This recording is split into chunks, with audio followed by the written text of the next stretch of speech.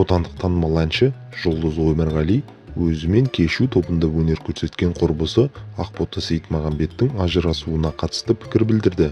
Шоу-бизнес жұлдызы бұл күрделі мәселеде Дәурен Айдарқұловқа деген ойы қандай екенін айтты. Жұлдыз Өмірғали соңғы уақытта қоғамда қызу талқыланып жатқан Дәурен мен Ақботаның мәселесіне қатысты өз ойын ортаға салды. Ол жұлдызды жұптың ажырасып кеткені көңіліне қаяу түсіргенін мойындады. Айқын Төлепбергеннің жары папарацци бағдарламасында отбасылық достары жайлы жан сырын ақтарып, оларға қатысты өз пікірін айтты.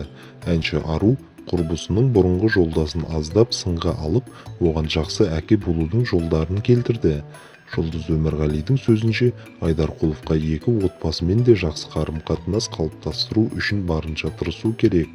Ол мұның бәрі бір тек өзіне байланысты екенін алға тартты. Бәрі Дәуренге байланысты. Ол кісі жақсы әке боламын десе, ол екі жақтағы да балаларымен жақсы қарым-қатынаста қалуға тырысу керек. Бұрынғы әйелдерімен де жақсы достық ара-қатынас құрса, балаларының да әкесіне қарай ойы өзгермейді деген ойдамын. Отбасының бұзылғаны өте өкінішті, деді Жұлдыз Өмірғали.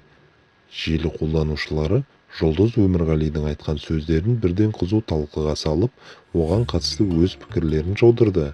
Бірі оның айтқанын толығымен қолдап жатса, енді бірі керісінше оның сөзін сынап тастаған.